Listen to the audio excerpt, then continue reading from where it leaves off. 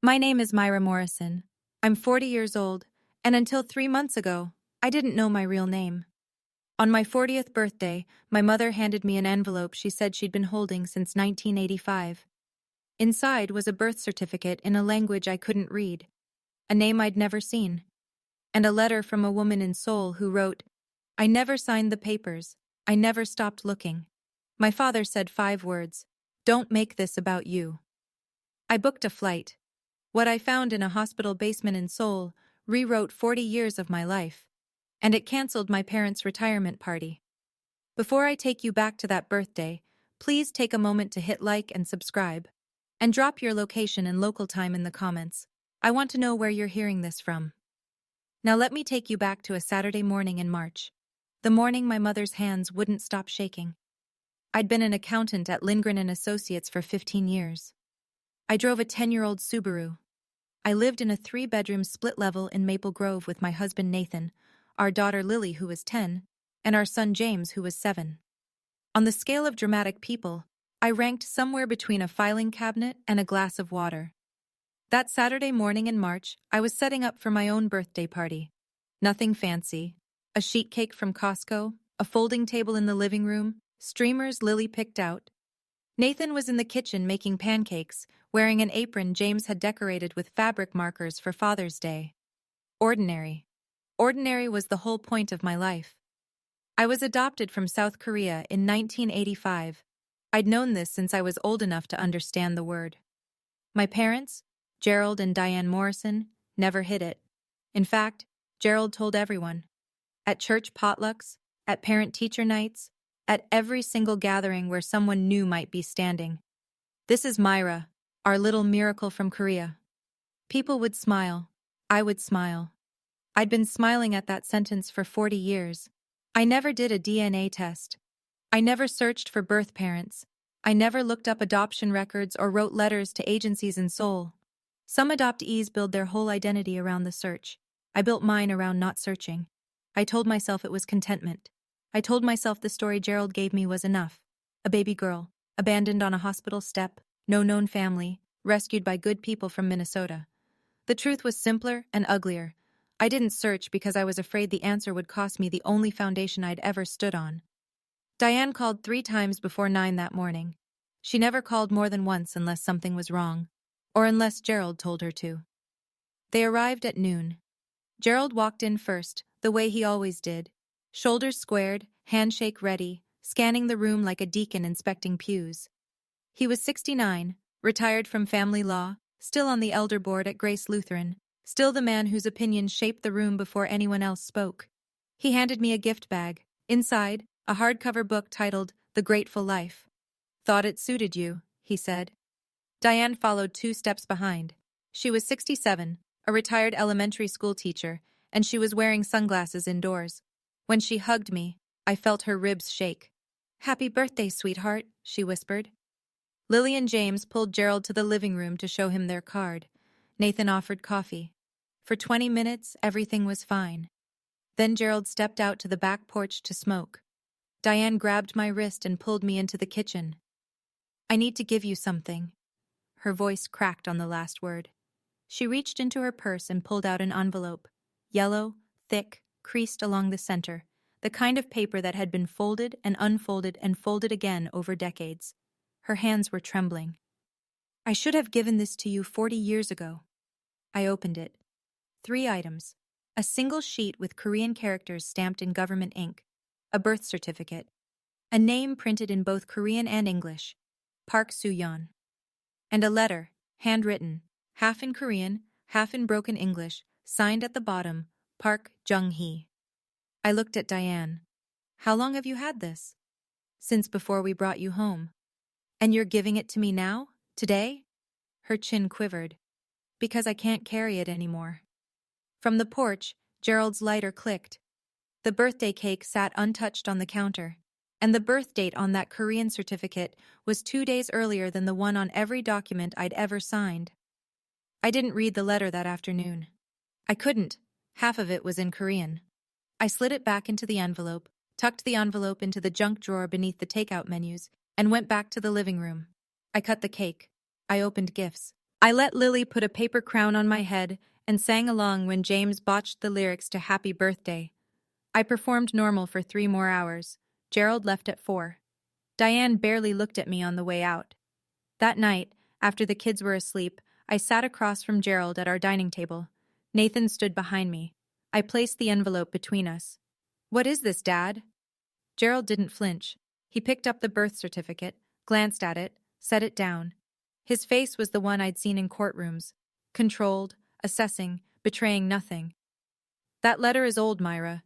The agency handled everything legally. We followed every procedure." "Did you know my birth mother was alive?" He leaned back. "Don't make this about you, Myra." 5 words. Delivered the way he'd delivered closing arguments for 30 years. Calm, final, designed to end the conversation before it started. He shifted topics. The retirement party was 3 weeks out. 200 guests. The mayor, Pastor Lindquist. Gerald had commissioned a video tribute. He needed me to give a speech, 3 to 5 minutes, about what the Morrison family meant to me. "We gave you a life," he said. "That should be enough." Diane sat at the end of the table, hands in her lap, staring at a water ring on the wood. I looked at Gerald and felt something shift. Not anger, not sadness. Something structural.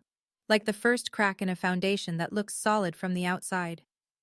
"You're having a midlife crisis," Gerald said on his way out. "Don't let it ruin everything we built." Monday morning. I called in sick to work, something I'd done maybe 3 times in 15 years, and drove to the University of Minnesota campus. The Korean Studies department was on the 4th floor of Fulwell Hall.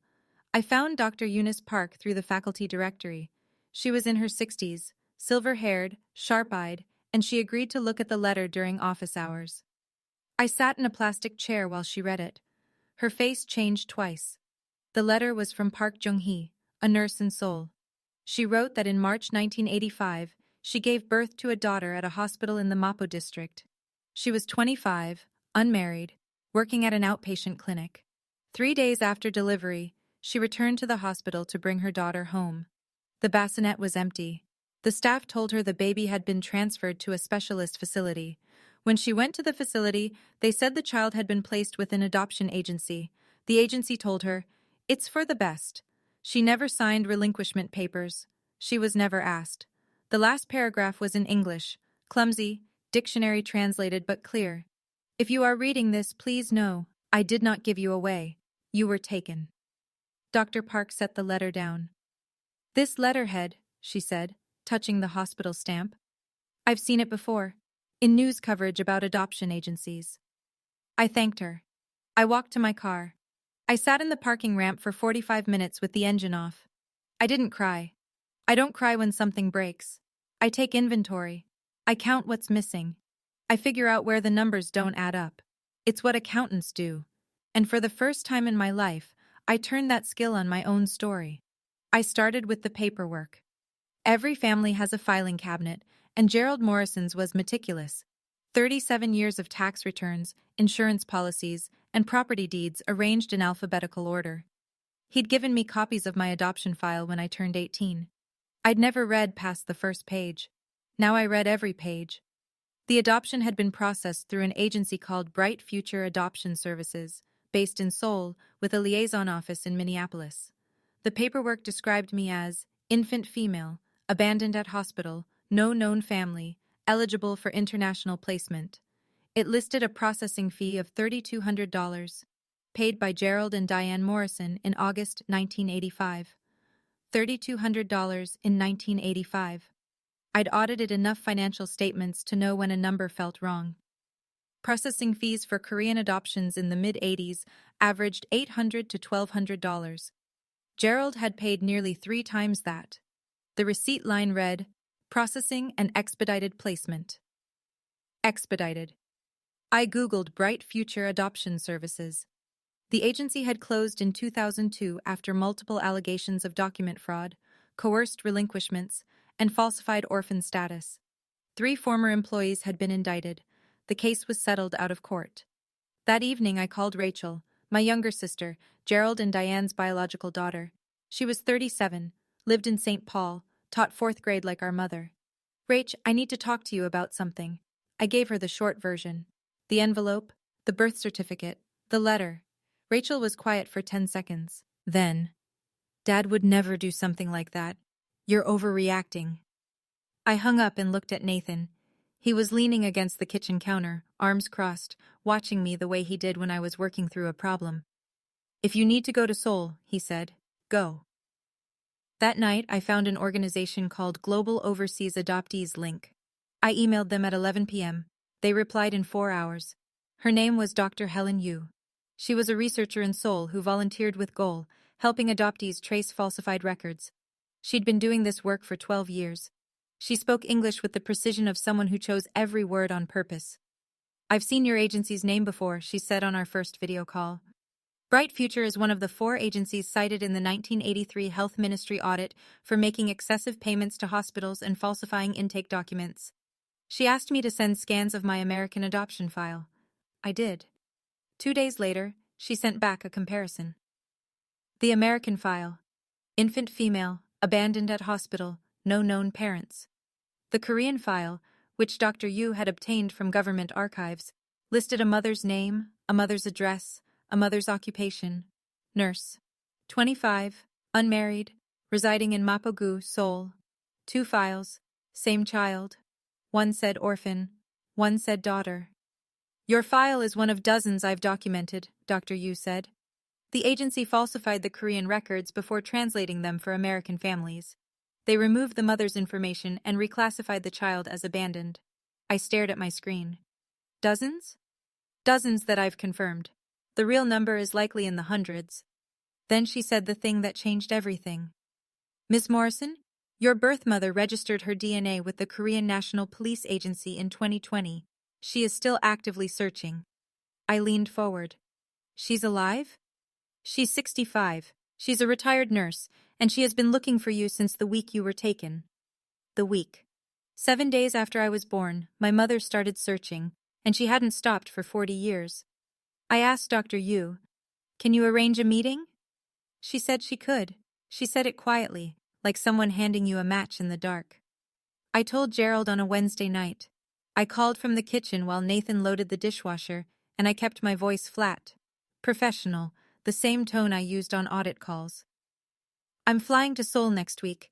I've been in contact with a researcher who found my birth mother. Silence. Then Gerald's courtroom voice, low, measured, every syllable a warning. If you go, don't come back expecting to be part of this family. That's not your decision, Dad. Your mother is fragile, Myra. She's been anxious all week. If you pursue this, you'll destroy her. I noticed the shift. He said your mother when he wanted leverage, said Diane when he was being honest. This isn't about Mom. This is about a woman in Seoul who's been looking for me for 4 decades. Gerald exhaled hard through his nose. 200 people are coming to our retirement party, Myra. The mayor, Pastor Lindquist. I will not have you turning this into a circus. I'm not asking permission. He hung up. Within an hour, Rachel called. Myra, Dad just called me. He says you're flying to Korea to meet some stranger. She's my birth mother, Rachel. He says you're going through a midlife crisis. He says you're trying to destroy the party. Did he mention the letter? The one from a mother who never signed away her child? Rachel paused. He said you were confused. Did he say anything about a $3,200 payment for expedited paperwork? Another pause, longer. I have to go. The kids need dinner. I booked the flight before I set down the phone. Minneapolis to Seoul, connecting through Tokyo, departing Sunday. Nathan said only one thing. I'll handle the kids. Call me when you land. 14 hours is a long time to sit with a question you've been avoiding for 40 years. I had a window seat. The Pacific was black beneath us, and the cabin lights were dimmed, and every other passenger on the plane seemed to be asleep except me. I had the envelope in my lap, the scans from Dr. Yu on my phone, the $3,200 receipt folded inside my passport case.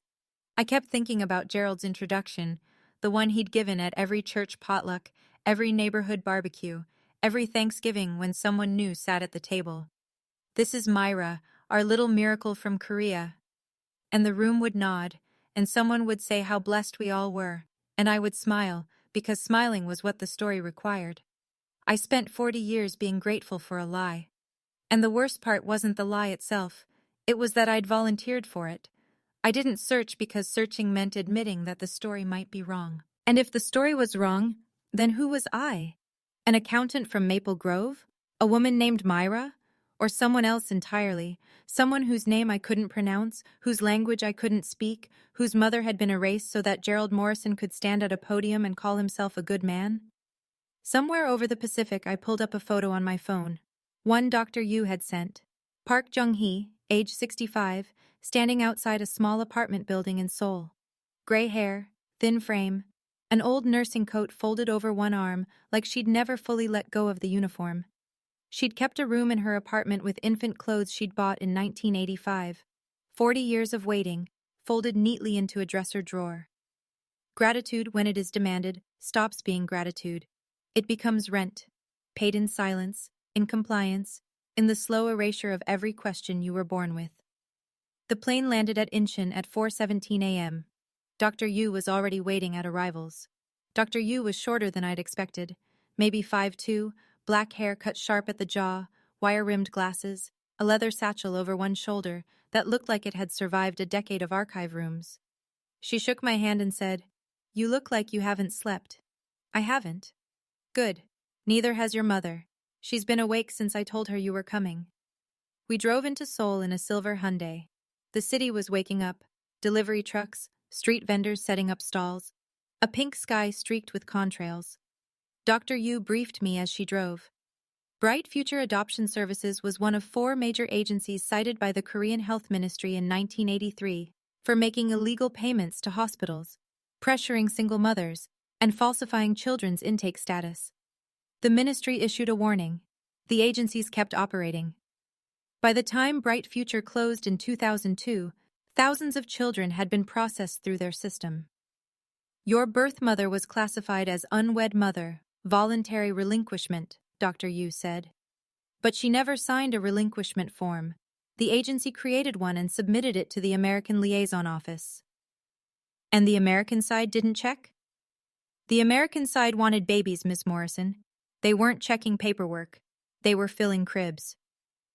She told me that Park Jung-hee had registered her DNA with the Korean National Police in 2020, after the first wave of AP investigations into adoption fraud made national news. She has been searching through official channels since 1986, Dr. Yu said. She wrote letters to the agency. She visited the hospital. She petitioned the health ministry. And in 1986, she wrote a letter directly to your adoptive parents. I turned in my seat. She wrote to them? To the Morrison household, by name. The agency gave her the address. And? She never received a reply.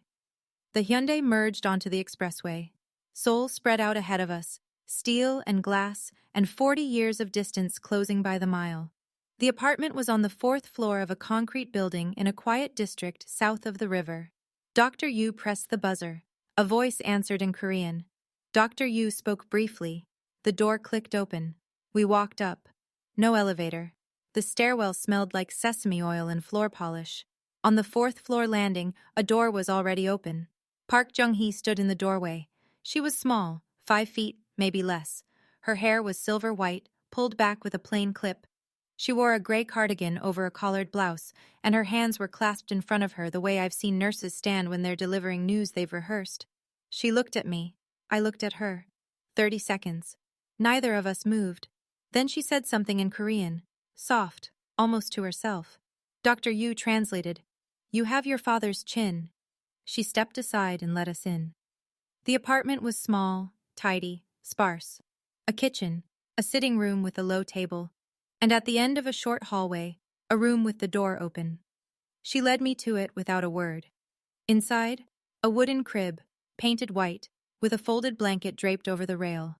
A dresser with 3 drawers, each one holding infant clothes, still wrapped in tissue paper. A framed ultrasound photo on the wall, edges yellowed. A hand-knitted hat the size of my fist, sitting on the pillow. Everything from 1985. Untouched for 40 years. Dr. Yu stood in the hallway. I heard her exhale. Jung-hee spoke. Dr. Yu translated in a low voice. I was a nurse at a small clinic. I was 25. The hospital told me my baby needed specialist care. I came back 3 days later. The bed was empty. They told me it was for the best. She paused. Then, they told me you were going to a better place. They did not tell me they would erase me. She opened a drawer in the sitting room, a shallow drawer beneath a tea tray, and pulled out a stack of envelopes. 40 years of letters, some addressed to the agency, some to the health ministry, some to organizations I didn't recognize, each one stamped with a return address and a date, each one either returned unopened or answered with a form letter, except one. She separated it from the stack and set it on the table between us.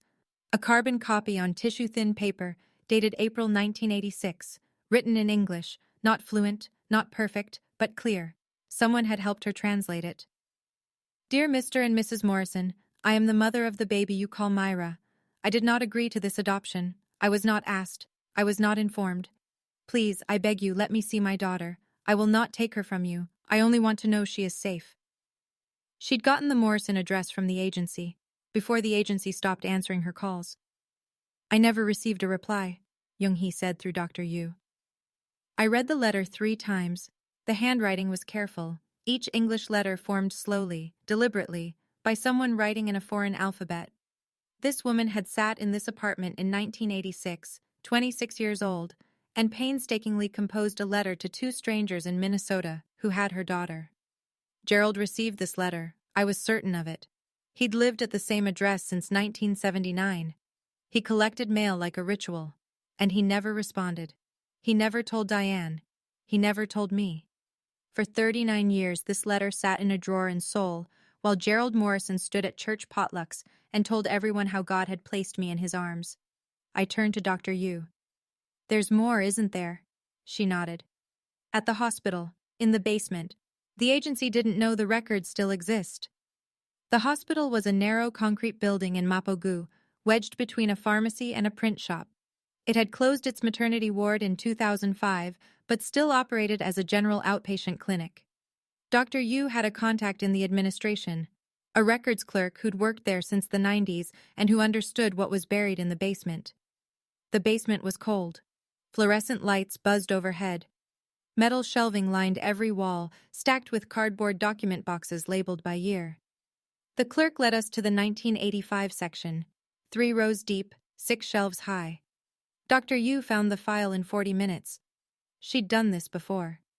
The hospital intake record for Park Soo-yeon, born March 14, 1985.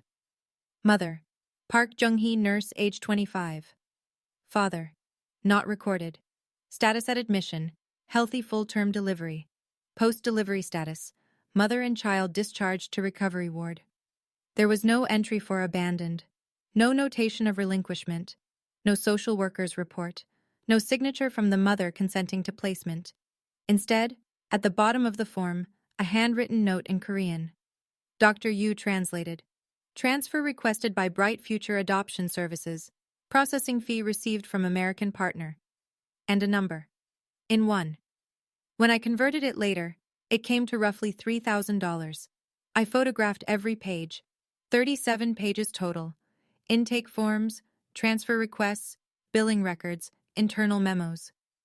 37 pages proving that a healthy baby with a living, present mother had been classified as an orphan, processed through an agency later shut down for fraud, and shipped to a family in Minnesota who paid a premium to make it happen faster. I stepped out into the alley behind the hospital. The air smelled like rain and exhaust. I called Nathan. It was 2 a.m. in Minneapolis. He answered on the first ring. I found everything, I said. All of it. Nathan's voice was steady the way it always was. The same tone whether he was talking about a bridge load calculation or a crisis. I loved that about him. How are you holding up? I'm angry, and I'm tired, and I'm angry that I'm tired. He filled me in on Minnesota. Gerald had called Rachel twice since I left. He'd told her I was having an episode, and that the family needed to close ranks until things settled down. Rachel had texted Nathan, Is Myra okay? Dad's saying she's spiraling. Nathan told Rachel the truth, that I'd found documented evidence of falsified adoption papers, and that my birth mother was alive and had never stopped searching. Rachel went quiet and didn't text back. Gerald had also called Pastor Lindquist at Grace Lutheran. Nathan knew because the pastor's wife mentioned it at the grocery store. Gerald asked the pastor to counsel Myra when she returns, to help her process her emotions in a healthy way. "He's framing the story before you get back," Nathan said. "Of course he is. He's been framing stories for 40 years. The party's still on. He sent a group text yesterday. 'See you all Saturday. Myra's doing the speech. It's going to be beautiful.'"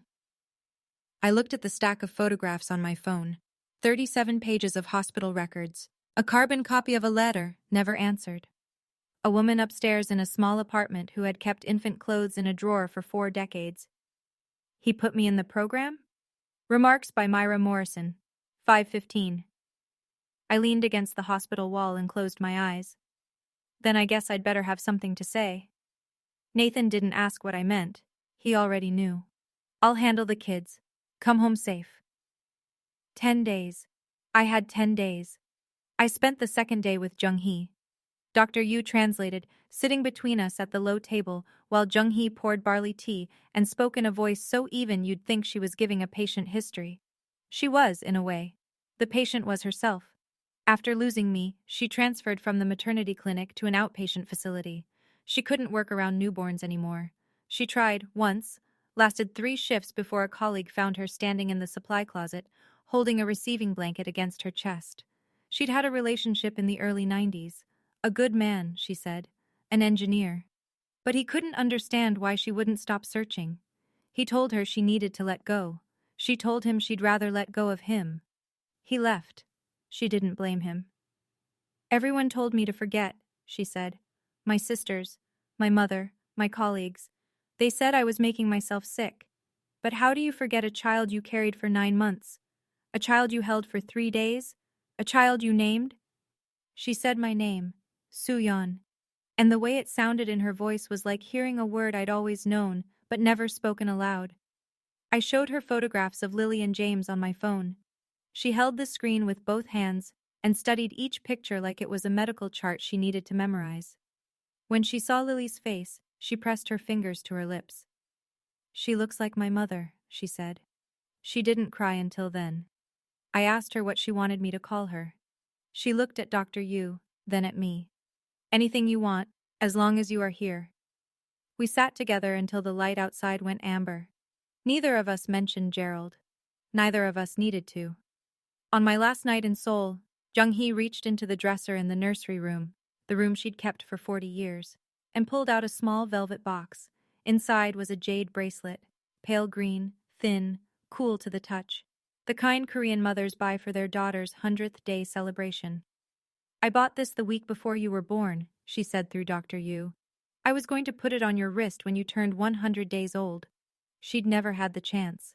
The bracelet sat in the drawer with the infant clothes and the ultrasound photo and the hand-knitted hat, waiting for a wrist that never came. She placed it in my palm and closed my fingers around it. Then she gave me the carbon copy of the 1986 letter, the one she'd sent to the Morrisons. The original was somewhere in Gerald's house, or destroyed. But the copy was here, written in her handwriting, dated and preserved. "I don't want revenge," she said. "I only want the truth to be spoken." "It will be," I said. Dr. Yu drove me to Incheon the next morning. At the departure gate, she handed me a manila folder, copies of everything she'd gathered. The hospital records, the agency audit citations, the government correspondence. "Whatever you decide to do with this," she said, "the documents are yours. The truth is yours." I boarded the plane with 37 pages of hospital records, a carbon copy of a letter from 1986, a jade bracelet meant for a 100-day celebration that never happened, and a decision that had been forming since the moment Diane handed me that envelope. I landed in Minneapolis on a Tuesday. The retirement party was Saturday. I want to pause here for a second. I was sitting on that plane, holding a jade bracelet from a woman I'd just met, my birth mother, and a letter she wrote to my adoptive parents 39 years ago that they never answered. If you've ever discovered that someone you trusted kept a truth from you, not to protect you, but to protect themselves, I want to hear your story. Drop it in the comments, and if you haven't already, please subscribe. This story isn't over. I walked through the front door at 6 p.m. on Tuesday. Lily tackled my legs. James showed me a drawing of a plane he'd made at school. Nathan had dinner on the table. Nothing fancy, rotisserie chicken and roasted potatoes, the meal he always made when things were hard and words were short. We didn't talk about Seoul until the kids were in bed. I know what I need to do, I said. I know, he said. Wednesday, Gerald called. His voice was bright, controlled, as if the last 2 weeks hadn't happened. I've been thinking about your speech, Myra. 3 to 5 minutes. I wrote some bullet points. He emailed them while we were still on the phone. The subject line read, Myra's remarks, final. I opened it. The bullet points read like a closing argument. How Gerald and Diane had traveled to Seoul in 1985 to bring home a child no one wanted. How that child grew into a successful accountant, a good mother, a grateful daughter. How the Morrison family proved that love crosses every border. The last bullet point. End with thank you, Dad, for choosing me. I closed the email. I didn't reply. Thursday, I sat down with Linda Strauss, an attorney in Minneapolis specializing in international adoption fraud. She'd handled 6 cases involving Korean agencies from the 80s. I showed her the hospital records, the comparison files, the carbon copy letter. She spread the documents across her desk and read for 20 minutes without speaking. This is solid, she said. More than solid. The falsified relinquishment alone is grounds for a civil complaint. And if other families come forward, the pattern strengthens. What about criminal? Statute of limitations is likely expired. But a civil case, and a public record, that's real pressure. What do you want to do? She asked. I want my father to tell the truth. In front of the people he lied to. Friday evening. The house was quiet.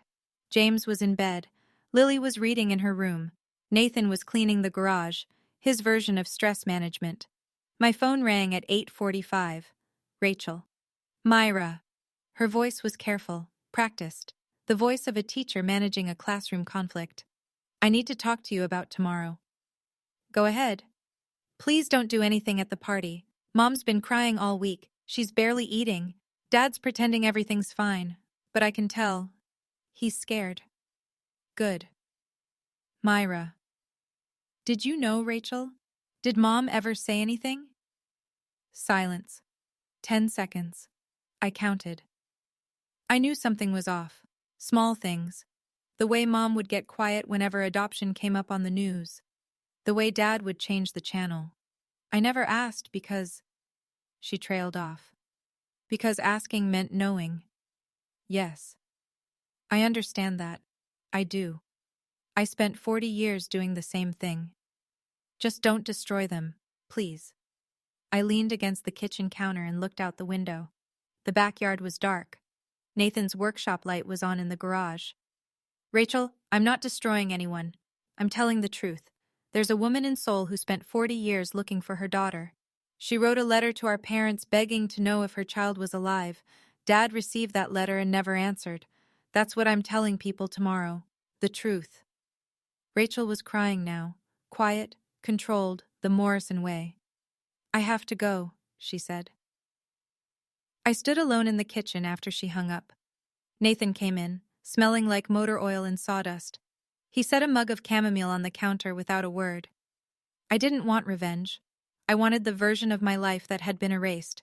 And the only person standing between me and that version was a man who thought he owned my gratitude. Saturday morning. 72 degrees. The church hall was already decorated. Grace Lutheran's fellowship hall could seat 250. Gerald had filled 200 chairs. Round tables with white tablecloths, centerpieces of yellow daisies, a buffet line along the east wall catered by Gustafson's. A banner hung above the small stage. Congratulations, Gerald and Diane Morrison, 45 years of service. I read the program while Nathan parked. 4:30.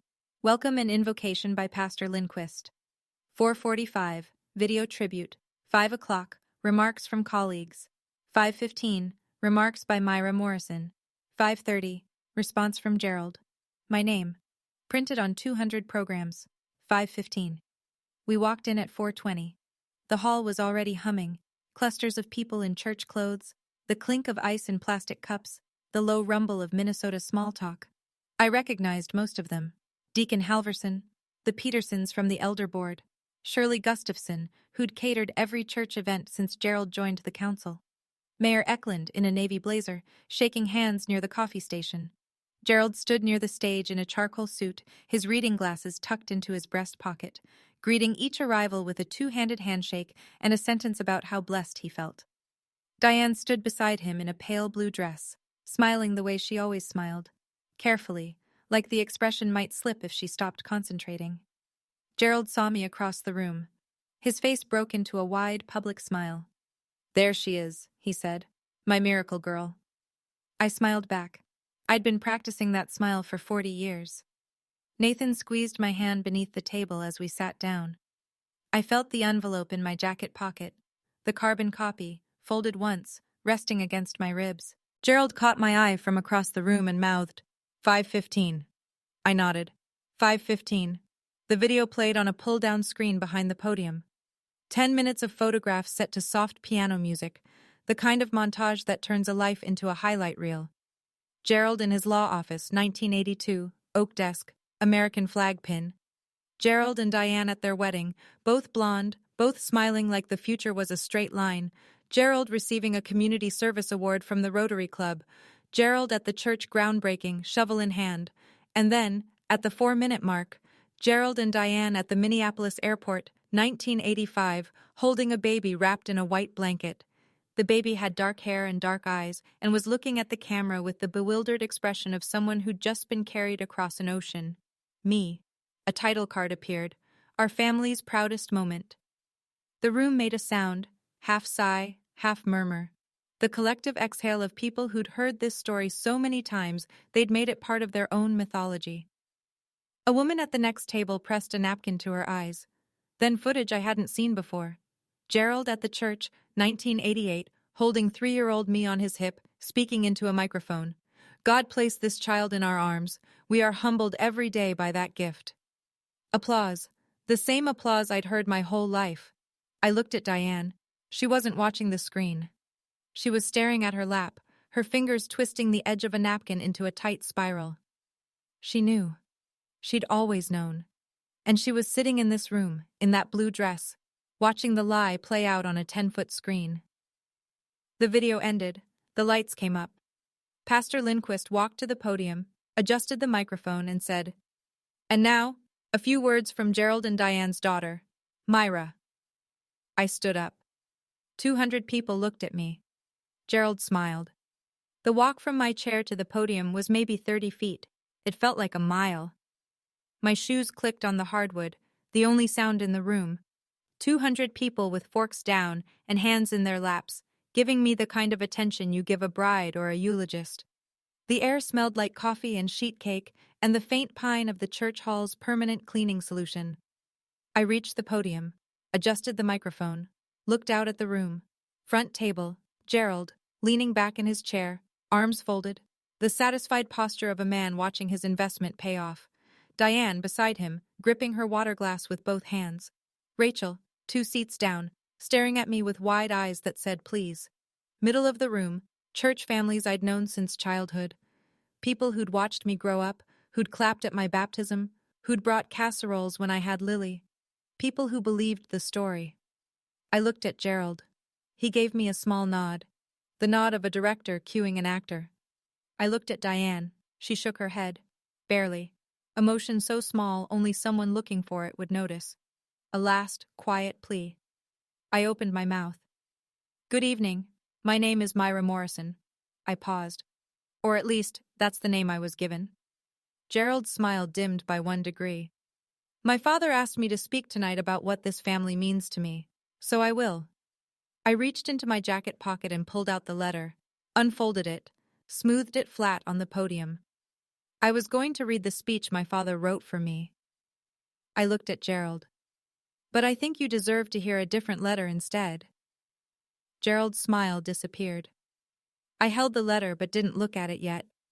I looked at Gerald. "Dad." He was halfway out of his chair. His hand was on the table, knuckles white against the tablecloth. "I want to give you a chance, right now, in front of everyone who respects you. Tell them the truth about how I came to this family." The room went still. 200 people pivoting between me and Gerald like spectators at a tennis match. Gerald stood. He buttoned his jacket, a courtroom reflex. Myra, this isn't the time or place. Then when, Dad? You've had 39 years. Sit down, Myra. Low, controlled. The voice that had silenced courtrooms and dinner tables and every question I'd ever tried to ask. I didn't sit. All right, I said. Then I'll read it myself. Gerald moved toward the podium. 2 steps. 3. Nathan stood from our table. Not aggressive, not confrontational. He simply stood, positioned himself between Gerald and the stage, and looked at him. Gerald stopped. He looked at Nathan the way a man looks at a locked door. Pastor Lindquist leaned forward from his seat at the head table. Gerald, what's going on? Gerald didn't answer. His jaw was working, the muscles in his neck taut, his eyes locked on the letter in my hands. 200 people in that room. The mayor, the elder board, 30 years of neighbors and colleagues and prayer partners. Every person Gerald had ever performed for. Every person who'd believed the story of the little miracle from Korea. I unfolded the letter. The paper was tissue thin, the handwriting careful, each English letter formed by a woman writing in an alphabet that wasn't hers. I read, Dear Mr. and Mrs. Morrison. My voice was steady. I'd practiced this in the bathroom mirror that morning.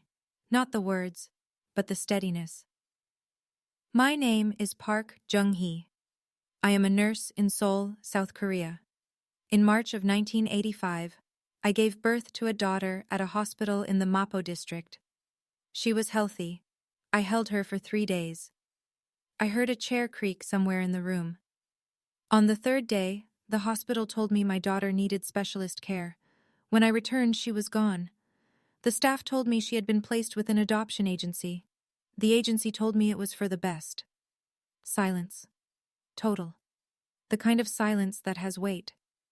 I did not sign papers giving up my daughter. I was never asked. I was never informed. I have been searching for her since the day she was taken. Someone at the back of the room set down a fork. The metal clinked against a plate, and the sound carried across the entire hall. I am writing to you because the agency provided me with your name and address. I do not want to take my daughter from you. I only want to know that she is alive, that she is safe, that she knows I exist. I looked up from the letter, looked directly at Gerald. This letter was mailed to the Morrison household in April of 1986. It was received. Gerald stood. That letter is received, Dad. My voice didn't waver. It was received, and it was never answered. The room didn't erupt. It fractured. Whispers spread from table to table like cracks in glass. Shirley Gustafson covered her mouth. Deacon Halverson turned to look at Gerald. Mayor Eklund's hands went flat on the table.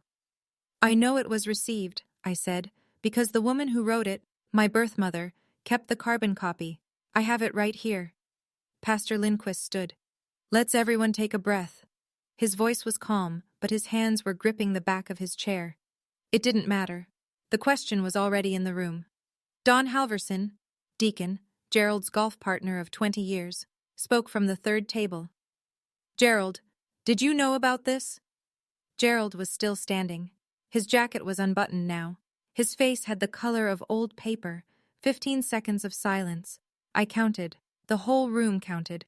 We did what we thought was best for the child. His voice cracked on child. We were told the birth mother was unstable. The agency assured us she was a registered nurse with a stable job, Dad. Who told you she was unstable? The agency? The agency that was shut down in 2002 for falsifying adoption documents? Diane began to cry. Not loudly, not dramatically. The silent, shaking kind, shoulders hunched, hands over her face, the sound swallowed by the room's awful quiet. Rachel sat frozen. Her fingers were wrapped around her phone so tightly the case was bending. Gerald shifted. I watched him do it. The pivot from defense to sentiment, the same move I'd seen him make in every argument he'd ever lost. Everything I did, he said, I did out of love. Love doesn't hide letters from mothers looking for their children. He stared at me. The room stared at him. Mayor Eklund pushed back his chair and stood. He walked to the exit without speaking. 3 couples at the back tables followed, a fourth. The door opened and closed, a soft percussion of departure. "You gave me a name, Dad," I said. "But you took one first." Gerald sat down, slowly, like a man who'd just realized the chair was the only thing left holding him up. Half an hour later, the hall was nearly empty. The caterers were wrapping foil over trays of untouched chicken parmesan.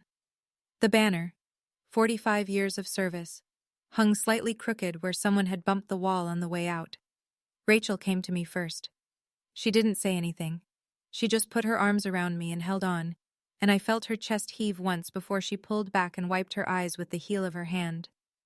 "I'm sorry," she said. "I should have asked a long time ago." "I know." Diane walked over.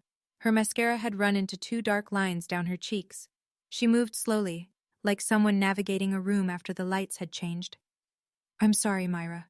I should have given you that letter 40 years ago. I was afraid." "Afraid of what?" "Of losing you." She glanced toward Gerald, still seated at the head table, alone. "And afraid of him." Gerald hadn't moved. He sat with his hands flat on the tablecloth, staring at a glass of water. Pastor Lindquist sat beside him, speaking in a low murmur. Gerald didn't look up. Nathan appeared at my shoulder. "Let's go home." I looked at the podium one last time. The printed program was still on the lectern. Remarks by Myra Morrison, next to Gerald's unused response notes. I picked up the program, folded it, and put it in my pocket. We drove home in silence. The kids were asleep at the sitter's house. The jade bracelet was still in my pocket, next to the folded program and the carbon copy letter. 3 objects from 3 different worlds: Seoul, Maple Grove, and a church hall that would never look the same to anyone who'd been inside it that night. A retirement party is supposed to celebrate the end of a career.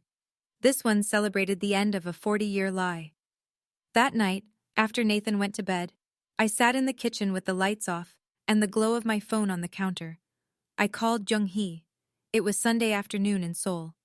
Dr. Yu joined the call to translate through text messages on a split screen, my voice in English, her typed Korean appearing on Jung-hee's phone. I told her what happened. The letter read aloud. The 200 guests. Gerald's face when the room turned. Jung-hee listened. A long pause. Then she typed a response, and Dr. Yu translated. "Are you okay?" "I'm okay." Another pause. "Then that is enough." The truth was spoken. That is all I ever wanted. I looked at the jade bracelet on the counter. I'd taken it out of my pocket and set it next to the salt shaker, and it sat there catching the blue light from the microwave clock. A small, pale green circle meant for a baby's wrist 40 years ago. I thought about what I was feeling. I'd expected anger, the clean, righteous kind that fuels a speech and carries you through a room. But that wasn't it. I'd expected relief, the exhale after a held breath. But that wasn't it either. It was recognition, the feeling of finally seeing your own face after years of looking at someone else's photograph. For 40 years, I'd been Myra Morrison, a name chosen by people who'd paid to make it legal. A name printed on a certificate that was a copy of a forgery of a lie. It fit me the way a borrowed coat fits. Functional, warm enough, but always slightly wrong across the shoulders. Tonight, for the first time, I felt like Park Soo-yeon. I slipped the bracelet onto my wrist. It fit. The next morning, I made 3 calls. The first call was to Linda Strauss. I told her I wanted to file a civil complaint against the estate of Bright Future Adoption Services. The agency had dissolved, but its successor organization still held assets in a settlement trust from the 2002 case. "I have the hospital records," I said. 37 pages, no relinquishment signature, a transfer fee that matches the amount my parents paid. "That's strong," Linda said. "And I should tell you, since Saturday, I've had 2 other families call my office. Both adopted through Bright Future in the 80s. Both want to know if their files were falsified too." 2 other families. I thought about that for a long time after we hung up. The second call was to Rachel. "I need you to know something," I said. "I'm not punishing Mom and Dad. I'm not trying to burn everything down. I'm protecting myself. And I'm protecting the truth that Young-hee spent 40 years trying to tell. Rachel was quiet. Then, I know. I saw his face when you read that letter, Myra. He knew. He's always known. She told me something else. That morning, Gerald had called his personal attorney, Howard Kemp, who'd handled his estate planning for years. Gerald was preparing. Preparing for what? I asked. I don't know, but he's scared. The third call was to the Hennepin County Courthouse. I asked about the legal process for an adult name change in Minnesota. The clerk explained the procedure: petition, filing fee, background check, court hearing. 6 to 8 weeks. I asked for the forms. What name are you changing to? The clerk asked. Park Soo-yeon Morrison. She spelled it back to me. Letter by letter. For the first time, I heard my real name spoken by a stranger in my own country. Gerald called the following Tuesday. His voice was different, lower, slower, stripped of the courtroom polish. He sounded like a man who hadn't slept. I think we should talk. Just us. No lawyers. I agreed, but not at his house. I chose a coffee shop on Hennepin Avenue, mid-morning, public, neutral ground. He was already sitting when I arrived. No suit this time. A flannel shirt, khaki pants, a paper cup of black coffee he hadn't touched. He looked 10 years older than he had on Saturday. I need you to understand something, he said. When we adopted you, we were told the birth mother had abandoned you at the hospital. We believed them. We had no reason not to. You received a letter from her in 1986, Dad. She wrote to you by name. She begged to know if her child was alive. He looked at his coffee. I was trying to protect our family. You were trying to protect yourself. He flinched. The first genuine, uncontrolled reaction I'd ever seen from Gerald Morrison. What do you want from me, Myra? I want you to stop pretending. That's all. No more miracle from Korea. No more God placed her in our arms. Just the truth. That you paid an agency to process a fraudulent adoption, and when the birth mother contacted you, you chose silence. Gerald sat with that for a long time. His thumb traced the rim of his cup. I was 42 when we brought you home, he said quietly. I'd never held a baby before. I was terrified. And I told myself that giving you a good life would make the rest of it okay. I know you believe that, I said. That's the saddest part. I stood up, left my coffee untouched, walked to the door. The tragedy of Gerald Morrison was not that he was a cruel man, it was that he was a frightened one, and he let his fear make every decision for 40 years. That was the last time I sat across from my father. A week later, Diane called. I moved to Rachel's house, she said. Her voice was thin, careful, like she was reading from a script she'd written and rewritten. I can't be in that house right now, not with him, not with everything I know I should have said and didn't. I waited. I gave you that envelope because I couldn't carry it anymore, Myra. But I should have given it sooner. I should have given it the day I received it. I was weak. I was afraid of him, and I was afraid of losing you, and I chose my fear over your mother's pain. I'll carry that for the rest of my life. She wasn't performing. I'd heard Diane perform. The church smile, the teacher voice, the careful brightness she wore like armor around Gerald. This wasn't that. This was a 67-year-old woman sitting in her younger daughter's spare bedroom, saying the things she'd been unable to say for 4 decades. Can I still see Lily and James? She asked. We'll talk about that. Not today, but we'll talk. Okay. She accepted it without pushing. That was new. I sent her a photo of Young-hee, the one Dr. Yu had taken at the apartment, Jung-hee standing by the window, afternoon light across her face. Diane looked at it for a long time. I could hear her breathing on the line. She looks kind, Diane said. She is. I'm glad she found you. I'm glad someone did. We hung up. I sat with the phone in my hand and thought about mothers, the one who raised me, the one who searched for me, and the distance between what love owes and what fear steals. The name change petition was approved 2 weeks later. I know this story is heavy. Before I finish, I want to ask you something. Have you ever had to choose between the family that raised you and the truth about who you are? That's what this was. I wasn't choosing one family over another. I was choosing myself. maybe for the first time. If this is hitting close to home, don't carry it alone.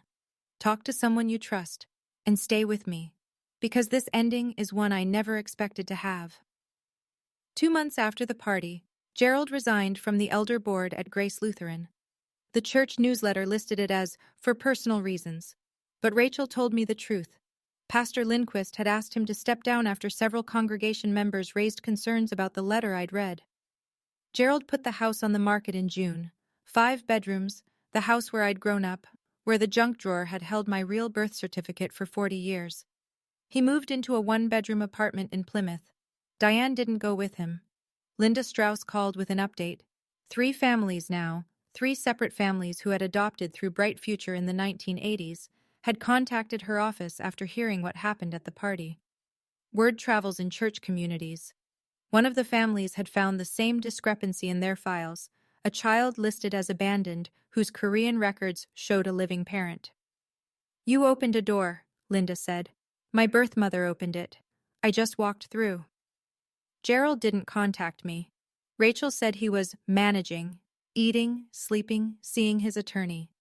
He told Rachel he didn't regret what he'd done. He regretted that I'd found out. I thought about that. I thought about a man who could look at 40 years of silence and call it love. A man who could hold a letter from a grieving mother and call it a problem. A man who could stand in front of 200 people and call himself blessed. He didn't lose his family because I told the truth. He lost his family because the truth was heavier than the story he'd built to contain it. I didn't celebrate. There was nothing to celebrate. A woman in Seoul had lost 40 years. A man in Minnesota had lost his congregation. And I was standing in the middle, holding 2 names, trying to figure out which one to answer to. In June, I flew back to Seoul. This time, Lily and James came with me. Nathan stayed home. Someone had to work, and he said this trip was mine. "Yours and theirs," he corrected, nodding at the kids. Jung-hee met us at the apartment. She'd cleaned every surface twice, Dr. Yu told me, and had spent 2 days cooking. When we walked in, the table was set with bowls of seaweed soup, the dish Korean mothers traditionally prepare for birthdays. She'd made it for the birthday she'd missed 40 years ago. Lily walked right up to her and said, "Are you my other grandma?" Jung-hee looked at Dr. Yu for the translation. When she understood, she knelt down and took Lily's hands and said one word that needed no translation. "Yes." James was shyer. He stood behind my legs and peeked out. Jung-hee reached into a bag and pulled out a small wooden toy, a painted tiger, and held it out. James took it, examined it with the seriousness of a 7-year-old engineer, and said, "Cool." We stayed for a week. Jung-hee taught Lily how to fold paper cranes. She showed James how to hold chopsticks, which he treated like a competitive sport.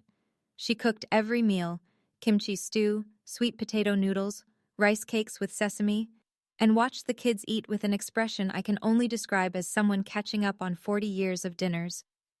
On the 3rd day, she sat beside me on the couch and handed me a brush pen and a sheet of calligraphy paper. She wrote my name in Korean characters, 3 syllables, 3 strokes each, and guided my hand as I traced them. Park Soo-yeon. For the first time, I wrote my own name in the language I was born into. Dr. Yu told me the civil case was progressing. 2 of the other families had formally joined the complaint. Bright Future's successor trust was under review. When we got home, there was a letter in the mailbox. Handwritten, no return address, postmarked St. Paul. Diane's handwriting. I'd recognize it anywhere. She'd written every birthday card, every permission slip, every note in my school lunchbox for 18 years. I opened it at the kitchen table while the kids unpacked upstairs. "Dear Myra," it began. "I don't deserve forgiveness and I'm not asking for it." She wrote 5 pages. No excuses, no deflection, no performance. She told me what happened and why, and she didn't dress it up. She told me that when Jung-hee's letter arrived in 1986, she'd wanted to answer. She'd sat at the kitchen table, this same kitchen, this same table, and started a reply. Gerald found it. He tore it up. He told her that responding would open a legal door they couldn't close. He told her to forget. She fought him for 2 weeks, then she stopped fighting. "I chose my marriage over your mother's pain," she wrote. I told myself it was for your sake. It wasn't. It was for mine. The last paragraph. You are the best thing in my life, and the way you came to me was wrong. Both of those things are true at the same time, and I am only now learning how to hold them.